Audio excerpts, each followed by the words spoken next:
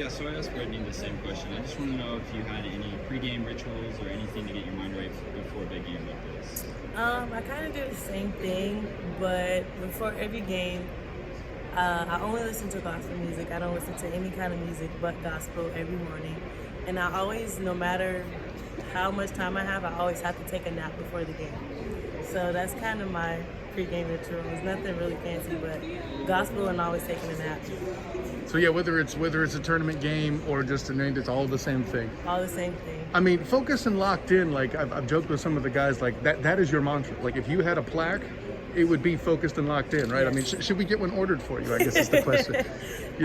I would act to make it, but that's always been my my little motto since I was in high school. Locked in is kind of my thing. When I'm locked in, it's really hard for anything to deter me or get me off my game. So being locked in this whole year has been really huge for me. I did a couple of amazing things I didn't think I could do myself. So that's just my word for this year, maybe even next year. I've been playing to work really well with it, so I feel like that's my little motto. Yeah, and we'll put it right next to the "you can always play defense" plaque that Coach has. It's a theme, right? But speaking of themes, the whole theme throughout the year was, I remember going back to November, I met you the first time, we were sitting right in that corner, yes. And the goal was conference tournament. Well, you achieved that. Yes. So going into by the way, it's appropriate that with all your setup for pregame, that your next game is going to be referred to as something that's in the dance. I think that's appropriate. But with that in mind, you guys feel like you're kind of playing with house money as you go to play this game against Florida? I really don't know. I think our confidence is really high right now. We're on a 13-game winning streak. We're very locked in. I mean, we know what we want to do. We know we've been making history this whole year. So, I mean, we know that this next game is big for us. So, I mean, we celebrated our highs, our championships, our wins. But right now, I feel like we're really locked in. I feel like we really want this game, and I feel like nothing can deter that right now. So, I mean, going into this game, I feel really good about ourselves. Go ahead, Reese. Yeah, obviously you guys have had, as a team, success defensively. You have had success defensively, but on the other side on offense, what are some of the things you guys can do to win this game? Just stay focused in on our game plan. I mean, we got to focus and finish layups. We got to hit big shots. I mean, everything's going to be tough, but I mean, once we lock in, we have to, not turn the ball over as much, a lot of bad turnovers. Offensively, I feel like everybody, at least 4 or 5 people be in double digits. I feel like we can come out successful. You mentioned history earlier. I have to ask this question just so I'm not blowing it too much out of proportion myself. On the Black and Gold Banneret podcast, I had called this season for you guys iconic. Is that a good word? Yeah.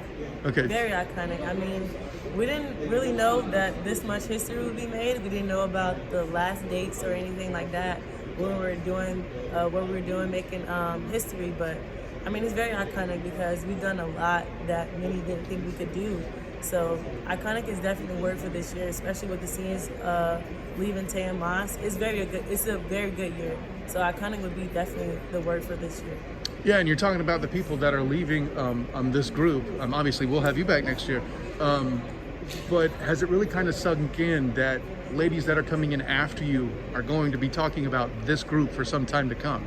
Yes, just like when my freshman year, Tolu and the seniors left, Abe still talks about that group. She was talking about that group when I came in and stuff like that. So when Moss and Tay leave next year, she's definitely going to push next year's team to want to be like this team. So it's definitely going to be a very heartfelt moment knowing that we're going to be the talked about team for years now, because it's been a while since UCF has won a conference championship in the regular season. So we're going to be the talked about team for a couple of years until another team does it.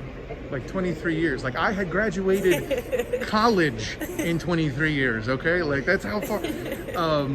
But yeah, with that in mind, I know a lot of people have asked you the "how does it feel" question. I'm going to go a little different direction with it. How does it feel for you actually to get these last opportunities to suit up with your sisters? Like, from my point of view, I've seen how tight you guys are. Playing Florida, I would assume, hey, I want to play one more game with my teammates here. Like, how much of a motivation is that in the game as well? It's definitely a motivation. you always never want to stop playing at the end of your season. You always want to keep going. But just being blessed to play one more time with Moss and Tate before they leave, it's just a bittersweet moment. It's going to be, worth it, and then it might not be, but we're going to hope it's worth it so we can keep playing.